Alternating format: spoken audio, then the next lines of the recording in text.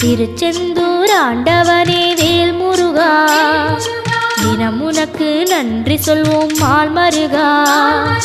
திருவடியில் தவம் இருப்போம் திருமுருகா, தீர்ப்பெழுது நலமெனவே வடிவழகா.